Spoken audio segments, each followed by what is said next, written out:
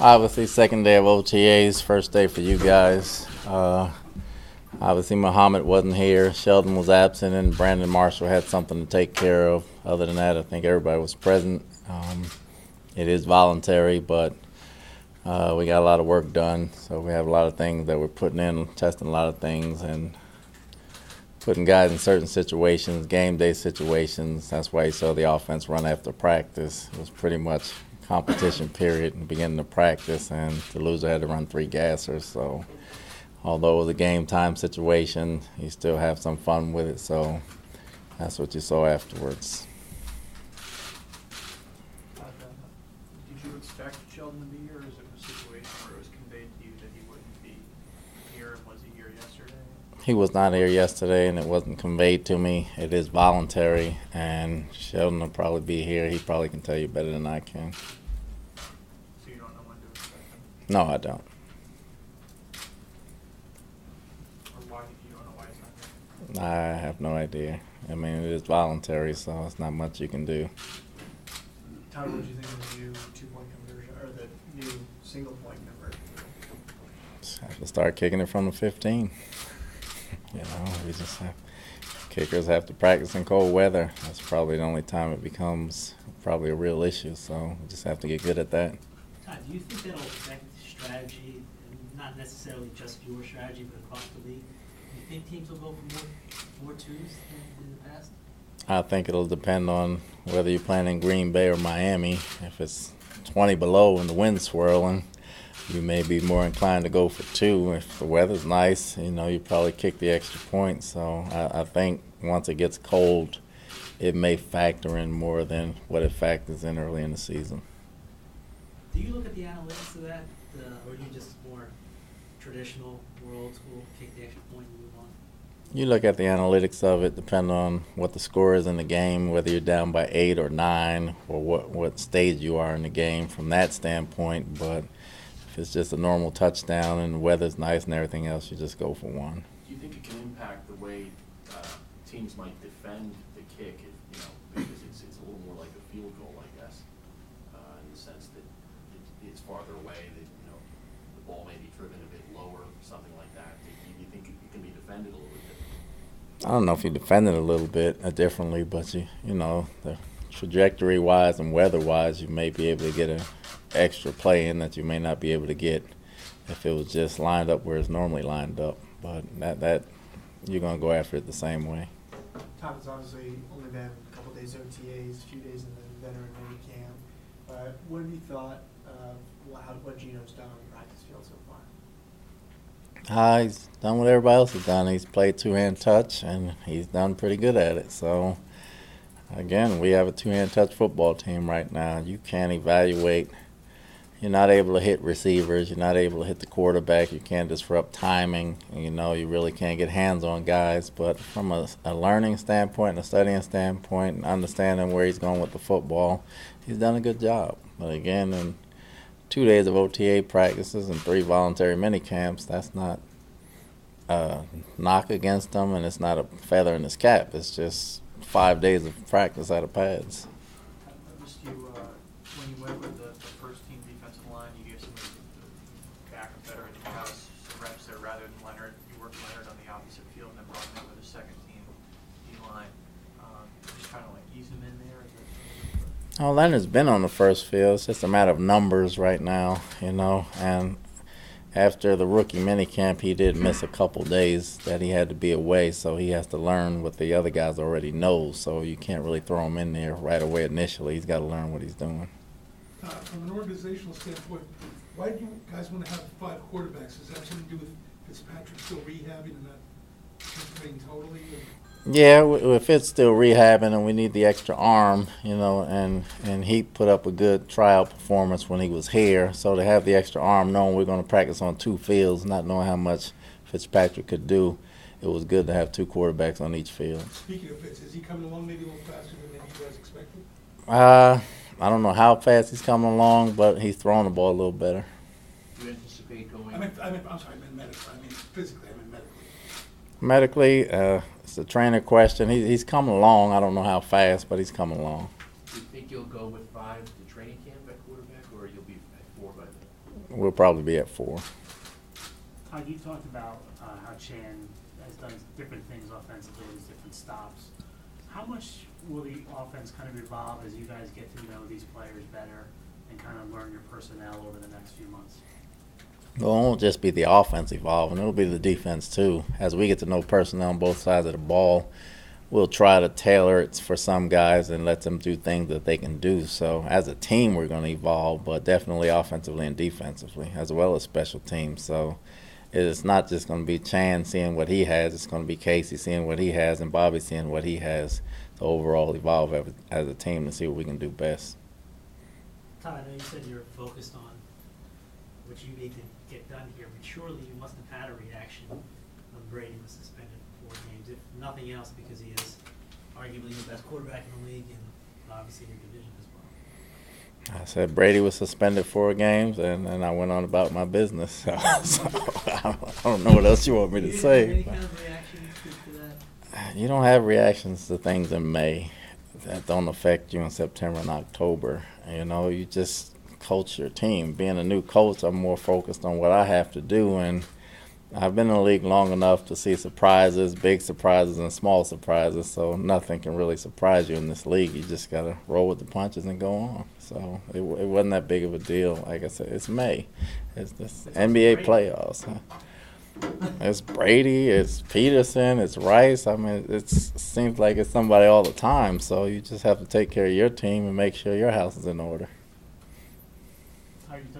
Just to follow up on my question, you talked about the defense evolving too as you learn personnel. On draft night, I think it was, when we asked you after Leonard was drafted about running more 4-3, you said this is a 3-4 defense still.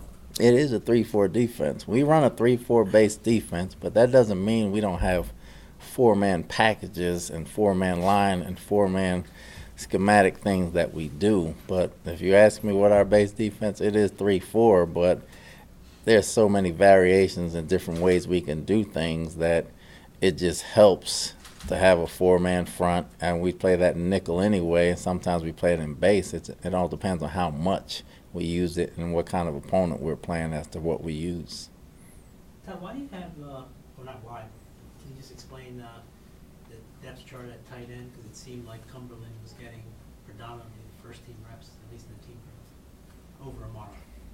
Well, he's the first team tight end right now. So Amaro's the H right now. He's the first team H. We play with 2. So when you have a down tight end on the ball, that's more Cumberland's thing. When you have an H back or an F position, that's more Amaro's thing. It's not the fact that he's the first team tight end. He's the first Y. Amaro's the first H. Prior to this week, how would you characterize Sheldon's participation in the offseason program? He's been in and out, as has a lot of guys. He's been in and out. He's been here half the time, and half the time he wasn't. For being such a young, I mean, he's only been in the league for 2 years. Would you have hoped that it would be more than in and out for a guy who's only played 2 years? Well, you hope everybody comes all the time, but unfortunately that's not the case, and guys have things they do in the off season that they probably have scheduled that they can't afford to miss. So I understand that part as well. Do you expect Brandon Marshall back tomorrow, next week? No, he'll be back tomorrow. Back tomorrow. Was it just today that he missed that?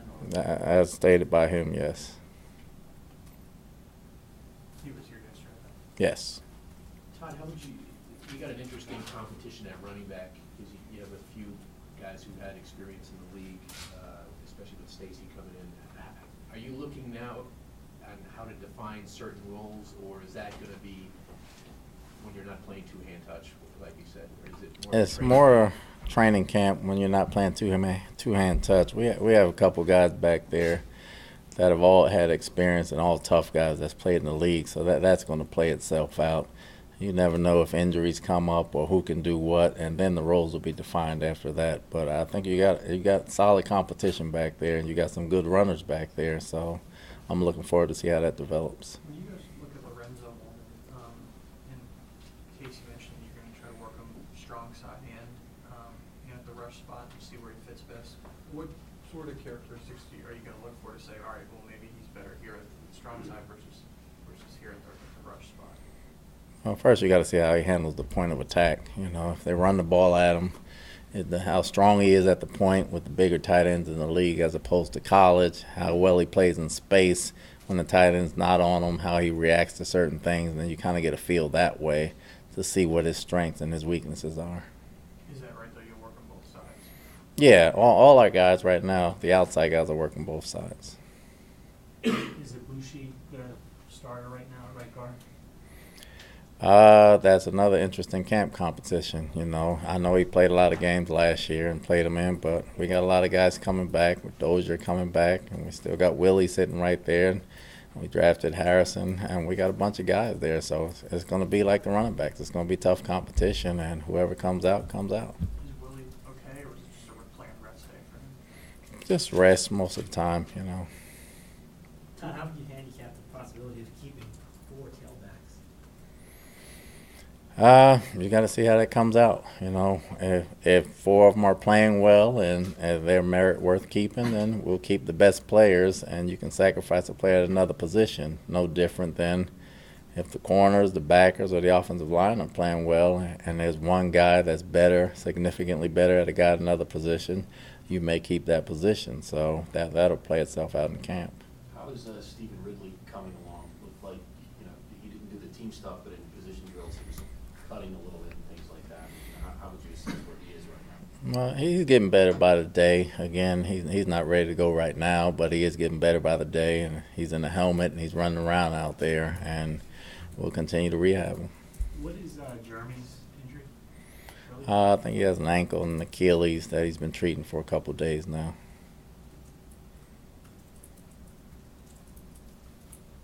Very good. Who do you have in the NBA playoffs? I'm going with Cleveland. Win it all? Yeah, why not?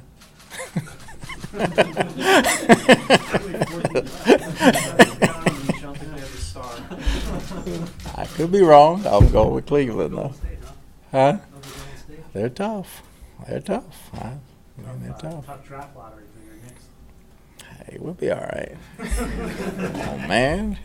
We will be all right. For the first time, Coach, you have continually mentioned here the drawbacks to the fact that you guys have to play essentially two-hand touch.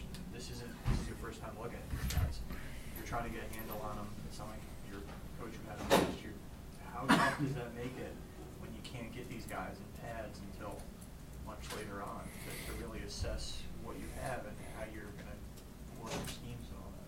Well, it's not tough for the fact that sometimes you look at film and you can see what guys are, and then when you meet them in person and see how they act professionally, you can see what guys are. You want to see how they grasp the system. You want to see it's a new system, so everybody has to learn differently. That's why you got to wait for the padded part. But you know who's tough. You know who's fast. You know who's elusive. And you kind of know those things, but mentally grasping a new system, how fast can you grasp it? The physicality part will come later. We know you're physical, but can you do this, this, and this? And can you retain it? Can you work well? How fast can we come together as a team? The competition battles, as far as it being tough at certain positions, is going to take care of itself in pads. We've added a lot of new people, so those people have not been seen as opposed to watching the Jets film last year because they weren't here. So in camp, everybody has a reputation, but for the new guys, it's to prove that they can belong, and the new veterans to prove that they can belong and stay, and for the old guys, it's to prove that they can still play at a high level. So, there's always going to be a prove it period when you come into camp, whether you're new or old. So I guess that's what I'm trying to say. I'm waiting to see. Everybody good now? What do you think of the triangle? I think it's going to work well once we get going. When is that? I can't. If you put me in touch with Phil and Derek, I can give you a better answer. I can't do that right now.